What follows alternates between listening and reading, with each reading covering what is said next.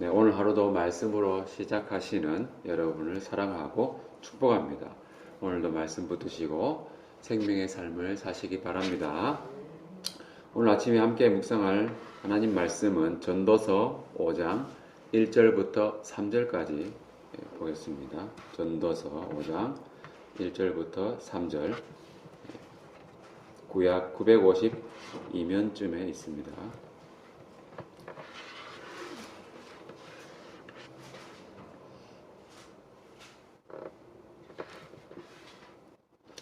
다 같이 봉독하겠습니다. 너는 하나님의 집에 들어갈 때에 네 발을 삼갈지어다. 가까이 하여 말씀을 듣는 것이 우매한 자들이 재물을 드리는 것보다 나으니 그들은 악을 행하면서도 깨닫지 못함이니라. 너는 하나님 앞에서 함부로 입을 열지 말며 급한 마음으로 말을 내지 말라. 하나님은 하늘에 계시고 너는 땅에 있음이니라. 그런즉 마땅히 말을 적게 할 것이니라. 걱정이 많으면 꿈이 생기고 말이 많으면 우매한 자의 소리가 나타나느니라. 네, 3절까지입니다. 오늘 아침에는 종교 생활하는 자의 특징이라는 제목으로 말씀을 나누려고 합니다. 이 세상에는 참 많은 종교가 있습니다. 사람들이 제각기 섬기는 신이 그만큼 많다는 것이죠. 알고 보면 신은 하나인데 우리가 믿는 하나님은 한 분이시잖아요. 세상 사람들이 믿는 것은 다 우상이라고 이야기하잖아요. 그 많은 종교들 중에 무엇이 참된 것인가? 우리가 믿는 하나님을 믿는 것과 세상 사람들이 믿는 것이 무엇이 다른 것인가? 생각해보지 않을 수가 없는 것이죠. 그 많은 종교 중에서 우리는 예수님을 믿는 그리스도인들이죠. 그리고 예수님을 보내신 하나님을 믿는 사람들입니다. 자, 하나님을 믿는 그런 생활을 신앙생활이라고 하고요. 하나님 외에 다른 우상을 섬기는 생활을 종교생활이라고 합니다. 그런데 우리가 신앙생활을 하면서도 우상을 숭배하는 것처럼 종교 생활을 하는 오류에 빠질 때가 더러 있다는 것입니다. 그런 사람을 오늘 말씀 속에서는 우매한 자라고 부르고 있는데요. 어떤 특징이 있는지 살펴보도록 하겠습니다. 우선 1절 말씀을 보면 하나님의 집이라는 말이 나오는데 이것은 솔로몬이 지은 예루살렘 성전을 말합니다. 우리가 성전에 대해서 분명히 알아야 할 것은요. 사람이 손으로 지은 그 성전에는 하나님이 거하지 않는다고 하는 사실이죠. 아예 거하지 않는다는 뜻이 아니고 거기에만 거하지는 않는다는 거죠. 그래서 손으로 지은 그 성전은 하나님을 모신 곳은 아니라는 점입니다. 이 솔로몬도 성전을 만든 후에 이렇게 기도했지요. 열왕기상 8장 27절에 보면요. 하나님이 참으로 땅에 거하시리이까 하늘과 하늘들의 하늘이라도 주를 용납하지 못하겠거든 하물며 내가 건축한 이 성전이오리이까 이렇게 기도하면서요. 이어지는 기도에서 주로 반복되는 어구가 이런 것이었습니다. 이 성전을 향하여 손을 펴고 무슨 기도나 간구를 하거든 주는 계신 곳 하늘에서 들으시고 저희 기도에 응답하시옵소서. 이렇게 이야기하고 있다는 겁니다. 이 어구가 여러 번 반복되면서 어떤 문제가 발생했을 때 이런 어구를 또 반복하고 그런 식으로 이렇게 기도를 하는 것을 볼 수가 있습니다. 무슨 말입니까? 성전을 지었지만 하나님은 하늘에 계신다고 하는 것을 분명히 알고 기도하고 있다는 것이죠. 그러면 성전은 뭡니까? 성전은 하나님의 임재를 상징적으로 나타내는 건축물일 뿐이라는 겁니다. 자, 오늘 1절 말씀 하반절에 보면은 우매한 자들의 특징이 나오는데요.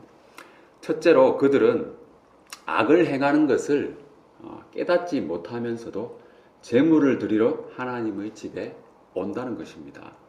이것은 대표적인 우상 숭배자들의 모습이죠. 즉 종교 생활의 모습입니다. 우상숭배의 가장 큰 특징은 뭡니까? 우상숭배의 가장 큰 특징.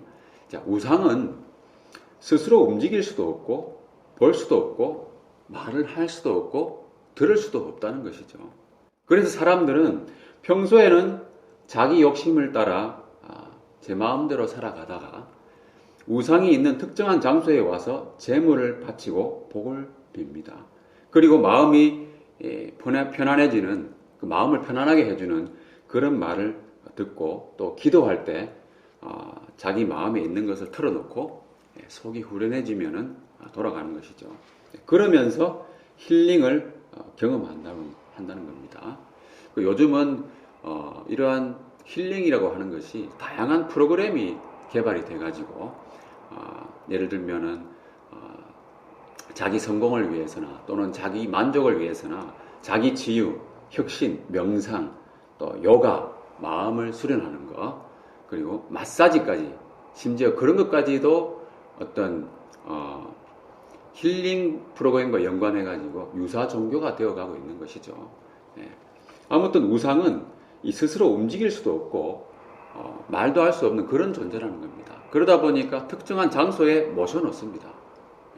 그래서 우상이 있는 공간은 지극히 제한되어 있습니다. 종교 생활하는 우상 숭배자들은 그런 우상이 없는 곳에서는 제멋대로 사는 것이죠. 자기 설견대로 옳은 대로 살고 자기를 과시하며 살고 또 나르시시즘에 빠져서 살아가고 있습니다. 자기 숭배를 하는 경우도 많이 있으니까요. 왜냐하면 거기는 자기가 섬기는 우상, 자기가 믿는 신이 없다고 여기기 때문입니다. 자기 숭배하는 사람은 또 자기가 신이니까 제 마음대로 하는 것이죠. 우상은 신전에 모셔 놓았으니까 내가 신전에 들어가기 전에는 우상은 나를 보지 못한다고 생각하는 거죠. 당연한 거죠. 그건 우상이니까요. 그래서 오늘 1절 하반절에 보면은 그런 자들의 모습을 기록하면서 그들을 우매한 자, 어리석은 자라고 말하고 있습니다. 그들은 하나님의 집에 들어올 때도 그렇게 하는 것이죠. 하나님도 우상처럼 그 집에만 국한되어 있다고 생각하는 것입니다. 그리고 그 집 바깥에서는 제멋대로 살아도 하나님은 모를 거라고 생각하는 거죠. 그래서 악을 행한 뒤에 제물을 드리는 것으로 하나님을 섬겼다고 여기는 것입니다. 어떻습니까? 우상 숭배하고 똑같지 않습니까? 그래서 그런 행위를 종교 생활이라고 하는 것입니다. 그렇다면 우리의 믿음이 종교 생활이 되지 않고 신앙 생활이 되게 하려면 어떻게 해야 될까요? 1절 중간에 보면 가까이 하여 말씀을 듣는 것이 낫다고 하신 것처럼 말씀에 최우선을 두는 생활을 한다는 겁니다. 말씀을 듣는다는 것은 두 가지 의미가 있습니다. 1차적인 의미는 문자 그대로 말씀을 귀로 듣는 것이죠. 귀로 듣고 이해하고 마음에 새기는 일까지 포함하는 말입니다. 그리고 말씀을 듣는다는 것의 본질적인 의미는 순종입니다. 이스라엘의 초대 왕이었던 사울이 불순종했을 때 사무엘은 이렇게 말했습니다. 사무엘상 15장 22절에서 여호와께서 번제와 다른 제사를 그의 목소리를 청종하는 것을 좋아하심과 같이 좋아하시겠나이까. 순종이 제사보다 낫고 듣는 것이 숫양의 기름보다 나으니. 듣는 것이 순종과 같다는 말이죠. 여러분, 우리 일상생활 속에서도 이런 말을 많이 하잖아요. 말 잘 들으라. 그죠? 그 말이 무슨 말입니까? 귀로 그냥 들으라는 얘기입니까? 1차적으로는 귀로 듣지만 그 말에 순종하라는 뜻이잖아요. 말을 잘 따른다. 말을 또 말대로 잘 행한다는 그런 의미가 포함되어 있는 것이죠. 저도 아이들을 양육하면서 자주 하는 말이 이렇습니다. 엄마 아빠 말씀을 잘 들으면 몸과 마음이 쑥쑥 자란다. 그리고 아이들이 우는 소리가 나면 제가 궁금해서 가서 물어봅니다. 엄마 말씀 잘 안 들었니? 엄마한테 혼나서 우는 그런 경우가 많이 있거든요. 엄마 말씀 잘 안 들었니? 이렇게 물어보잖아요. 뭐냐 하면은 말씀을 듣는다고 하는 것은 그 말씀에 순종한다는 말을 의미를 포함한다는 것이죠. 그래서 이것이 바로 신앙생활의 핵심이라는 것이죠. 그리고 가까이 하여서 듣는다는 것은 뭡니까? 가까이 이렇게 귀를 쫑긋 기울인다. 그런 의미잖아요. 집중해서 듣는다. 마음을 열고 듣는다는 그런 뜻입니다. 자, 우리 모두 가까이 하여서 주님의 말씀을 잘 듣는 저와 여러분 되시기 바랍니다. 자, 두 번째로 우매한 자가 하나님을 우상처럼 취급하는 또 한 가지의 모습은 종교생활의 대표적인 모습 중에 하나인데요. 기도할 때 말이 많다는 점입니다. 왜냐하면 우상은 귀가 있어도 듣지 못한다는 것을 자기도 알기 때문에 우상 숭배하는 사람은 그렇게 한다는 것이죠. 그리고 하나님 앞에서도 우상 숭배하는 것처럼 그렇게 한다는 것이죠. 하나님도 듣지 못할 것이라고 생각하는 겁니다. 그래서 그들이 결국 말하는 것은 뭡니까? 결국 허공에 대고 말하는 것이죠. 2절에 보면은 하나님 앞에서 함부로 입을 열지 말며 급한 마음으로 말을 내지 말라고 했습니다. 네. 그런데 이것은 우상 앞에서는 얼마든지 가능한 것이잖아요. 그렇지 않습니까? 우상 앞에서는 가능한 겁니다. 왜냐하면 우상 앞에서 뭘 말하든지 간에 목석으로 된 조각품이 그것을 어떻게 듣겠습니까? 목석이 아니라 여러분 금으로 된 것이면 더 잘 듣습니까? 그런 우상보다는 오히려 강아지가 더 잘 듣습니다. 그렇죠? 강아지는 말을 하면 그래 듣고 그 주인의 말에 따르잖아요. 우상은 조각품일 뿐이죠. 그래서 우상 앞에서는 아무거나 마음대로 말해도 됩니다. 우상은 듣지도 못하고 내가 하는 말에 아무런 대꾸를 할 수도 없기 때문이죠. 그러나 하나님 앞에서는 어떨까요? 하나님 앞에서는 함부로 입을 열어서는 안 된다는 겁니다. 급한 마음으로 말을 내지도 말아야 합니다. 왜냐하면 우리의 눈과 귀와 입을 모두 만드신 분이 바로 하나님이시기 때문이죠. 하나님은 다 들으신다는 겁니다. 그분은 우리의 모든 말들을 다 듣고 계십니다. 마음속에 생각까지 알고 계신데요. 여러분, 하나님은 우리의 아버지라고 고백하지 않습니까? 예수님을 믿고 영접한 사람들은 하나님의 자녀들이요. 또 하나님은 우리의 아버지이십니다. 우리는 육신의 아버지와 대화할 때도 함부로 말하지 않습니다. 급하게 말하지도 않습니다.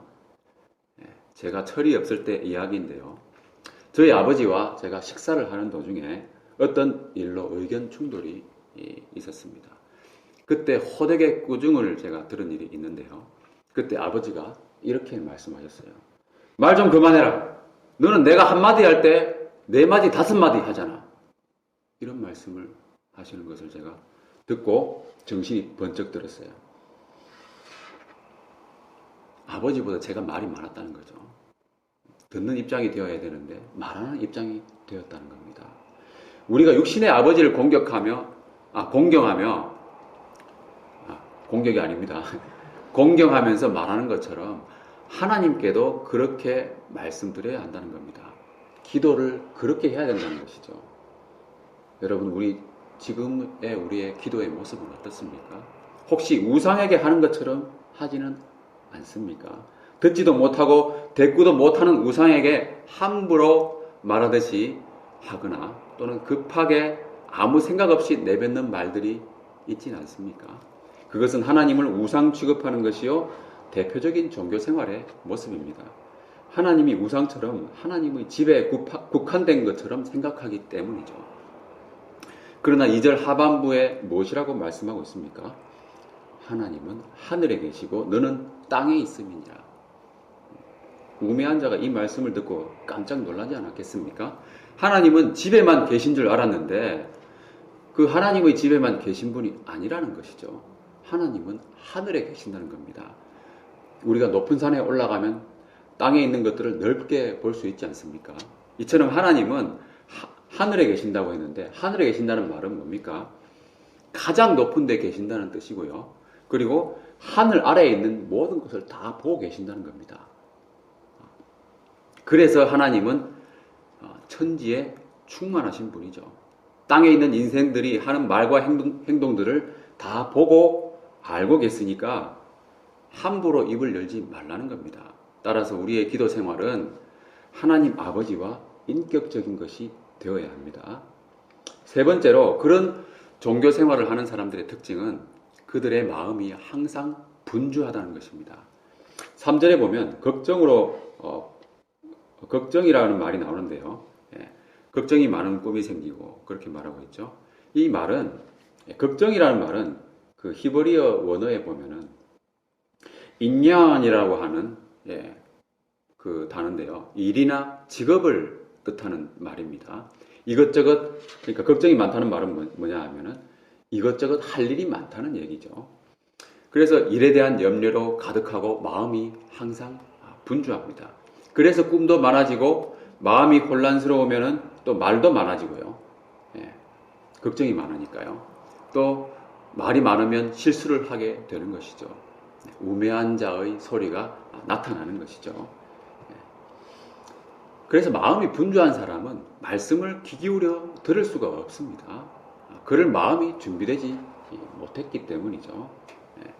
그래서 종교 행위로 신앙을 대체하려고 하는 그런 특징을 나타낸다는 겁니다. 여러분 누가복음 10장에 보면은 마르다와 마리아 이야기가 나오는 것을 알고 계실 겁니다. 마리아는 주님의 발치에 앉아서 말씀을 듣고 있었는데 마르다는 준비하는 일이 많아서 마음이 분주했습니다. 그래서 예수님께 말하지요. 주여, 내 동생이 나 혼자 일하게 두는 것을 생각지 아니하시나이까. 그를 명하사 나를 도와주라 하소서. 이렇게 마르다가 예수님께 요청을 했습니다. 그때 주님께서는 이렇게 대답하셨습니다. 마르다야 마르다야 네가 많은 일로 염려하고 근심하나 몇 가지만 하든지 혹은 한 가지만이라도 족하니라. 마리아는 이 좋은 편을 택하였으니 빼앗기지 아니하리라. 많은 일로 염려하고 근심한다는 거죠. 걱정이 많은 이유가 뭡니까? 일들이 많고 마음이 분주하다는 것이죠. 열심히 수고하는 마르다에게 주님께서 하신 이 말씀 얼마나 무한하게 하는 말씀입니까? 그러나 주님은 뭔가 섬기려고 분주하게 움직이는 것보다 가까이 하여 말씀을 듣는 것이 더 좋다고 분명히 말씀하고 있는 것이죠. 이것이 바로 신앙생활의 핵심입니다. 말씀을 듣고 순종하는 것. 이것저것 여러 가지 일들 때문에 마음이 분주하다 보면 참 마음이 분주하면 주님의 말씀도 귀에 잘 안 들어오고 평소에 어떤 일을 하는데 생각도 잘 안 나잖아요. 그런 말씀에 순종하기도 더 어렵다는 겁니다. 그럴 때면 주님 앞에 그 분주한 마음들 다 내려놓고 주님의 말씀을 묵상하시기 바랍니다. 그러면서 기도하시기 바랍니다. 그러면 자기도 모르게 그 일들이 해결되거나 또 불필요한 일들을 제거할 수 있는 지혜를 갖게 된다는 점이죠. 그러면 우리는 더욱더 가벼운 마음으로 주님과 동행할 수 있게 될 것입니다. 우리 주님의 교회 성도님들 오늘도 천지에 충만하신 하나님과 말씀과 기도로 동행하시면서 평안한 하루가 되시길 예수님의 이름으로 축원합니다. 기도하겠습니다. 자비로우신 아버지 하나님, 저희를 자녀 삼아 주시사 거룩하신 하나님을 참으로 아버지라 부르게 하신 은혜를 감사드립니다. 저희가 예수님을 믿는 신앙생활을 할 때 올바른 신앙의 원리를 잘 배워서 실천할 수 있게 도와주시옵소서. 주님과 인격적으로 교제하며 보이지 아니하시는 하나님을 보는 듯이 섬기며 경외하며 살게 하옵소서. 주님을 우상처럼 여기는 우를 범하지 않도록 저희에게 지혜를 주시옵소서. 오늘도 말씀과 기도로 천지에 충만하신 하나님과 동행하는 복된 하루가 되게 하여 주시옵소서. 예수님의 이름으로 기도하옵나이다. 아멘. 네, 이 시간 기도하실 때요. 말씀을 기억하시면서 그 말씀을 또 삶 속에 잘 실천할 수 있도록 기도하시고 또 성탄절 감사 예배 또 성구 영신 예배를 앞두고 있는데요. 그 예배들이 또 은혜가 충만한 예배가 될 수 있도록 기도하시고 우리 주님의 교회와 또 교회에 속한 각 가정과 또 한국교회와 선교사들, 나라와 민족을 위해서 또 병약자들을 위해서 또 개인 기도 제목을 놓고 다 같이 주여 한번 부르고 기도하겠습니다. 주여 아버지 하나님 감사드립니다. 오늘도 주님의 귀한 말씀을 저희에게 주셔서